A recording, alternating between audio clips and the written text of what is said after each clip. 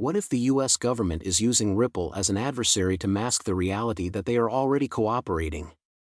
What if the central thesis of the whole story is that other countries will eventually outperform the United States in terms of banking and cross-border trade? What if it was a ruse to strike accords with other countries as quickly as possible, which would explain why Ripple seemed to be on the other side? Was this done on purpose? Let's investigate, as there is a crypto analyst's point of view. Welcome to XRP Insider. We provide the latest news of XRP Ripple. To stay updated with exciting news, please do like, share, and subscribe to our channel.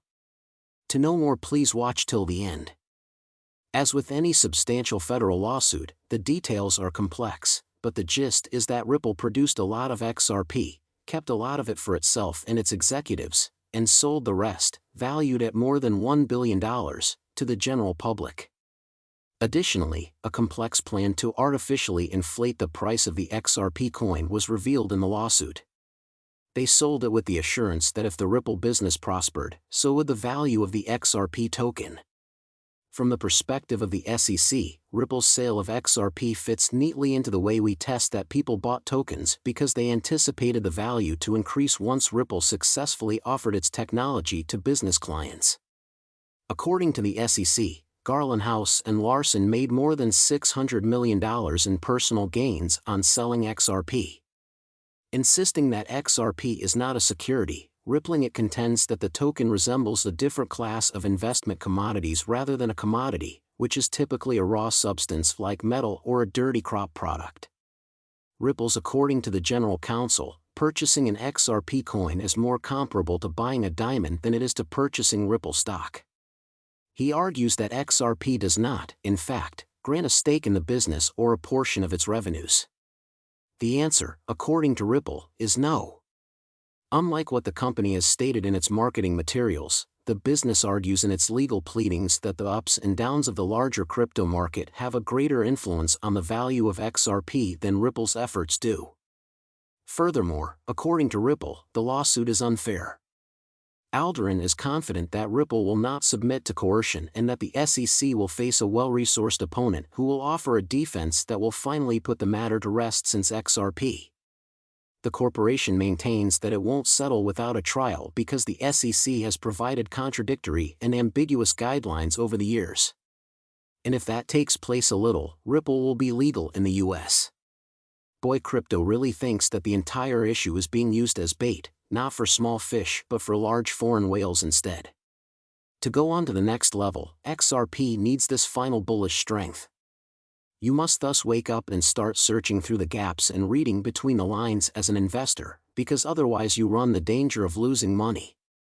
Regarding one point, Ripple has enormous financial reserves, but the reason it's so significant is because the example is so obviously indicative of Ripple in other respects. If it is found that XRP is an unregistered security, the class action lawsuit against Coinbase lists 79 particular alleged securities that the plaintiffs claim they traded on the exchange, which may cause a number of crypto dominoes to fall. Almost all web-based business ideas rely on selling or distributing tokens that provide participants with a financial incentive to join the project. A blockchain-based platform for storing social network data or a decentralized financial lending protocol both have similar structures. The potential of XRP becoming a sort of virtual dollar was the topic of a recent Quora inquiry, to which David Schwartz immediately replied. Schwartz said that although they could take over the private network of Ripple, they couldn't do the same for XRP or the XRP ledger. They could create their own version of the system, just as they might with any other public ledger system, but doing so would put them in direct competition with networks like Bitcoin and the XRP ledger. It is a global resource that is administered by the public. The White House has now produced a framework for the potential deployment of digital assets, which raises the question of why anyone would want to use a system owned by the Federal Reserve since the value of these systems is derived from their decentralization. Public blockchain systems lack administrative features because it wouldn't make sense to take control of an established system and destroy it. Public blockchain systems are built with significant engineering sacrifices to prevent them from being taken over or censored. The US has been a leader in this field and has consistently worked to mitigate the negative effects of new technological advancements, Therefore, if you read the document, you will undoubtedly focus on a particular section. 6 mining pools, 5 of which are in China, presently control 80% of the Bitcoin mining power.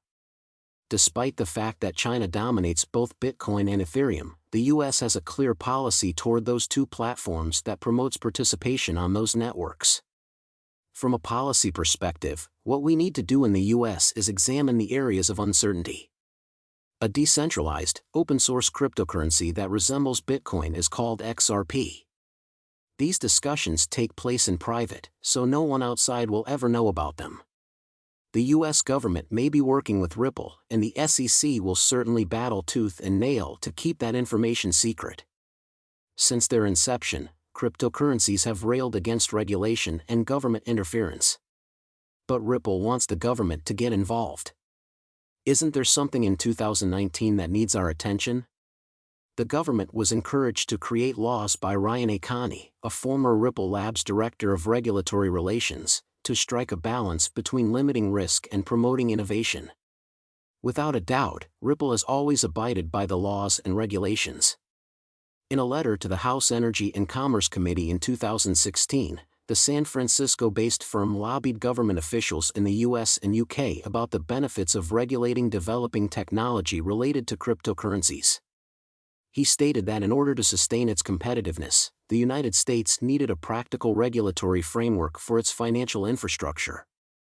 Since regulation would attract more investors and bring order, it is believed that it will strengthen the entire cryptocurrency market. Since its solutions assist clients in implementing current regulatory goals, Ripple stands to benefit greatly from the new rule. For instance, the company's product for bank-to-bank communication meets current regulatory requirements. Based on unique domestic regulations, Ripple assists each bank in identifying and fulfilling all regulatory duties. However, its most important benefit is speeding up and simplifying the complex laws regulating cross-border transfers. Under the current regulatory framework for financial service organizations, it is up to individual countries to develop and enforce legislation. This increases costs and makes operations more challenging. In its announcements, Ripple has consistently pushed for a global framework for its product line. With legal clarity in a financial industry that has undergone significant change, Ripple will expand its customer base and market for its products. Additionally, it might benefit the XRP cryptocurrency by Ripple, which has been losing ground as a result of unfavorable media coverage. Businesses that use the Ripple X Fast product will adopt cryptocurrencies more readily, and their value on cryptocurrency exchanges will increase as a result of regulation. The industry has been backing a plan to create a new legal system specifically for cryptocurrencies that will shield them from the full force of the Howey test companies, including Coinbase, have petitioned the SEC to create new regulations targeted to the needs of digital currencies in the Senate after realizing that the bill will eventually apply to them. In two different ways, the SEC's jurisdiction would be transferred to the Commodity Futures Trading Commission, which is seen as being more forgiving and pro-industry. At any cryptocurrency conference, in innumerable op-eds, and in congressional hearings, you may find crypto executives and their advocates bemoaning the unfairness of regulation by enforcement. They claim that because the government hasn't established clear rules, businesses are left unsure of how to proceed. Depending on the cryptographic philosophies involved, this could be advantageous or detrimental. Let's say you think cryptocurrencies are a wonderful invention that will enable a number of hitherto impractical use cases. You might conclude that, in that circumstance, it is necessary to create a flexible regulatory framework that encourages the sector's expansion at the expense of thorough investor safeguards. You most likely don't think that. If you're still not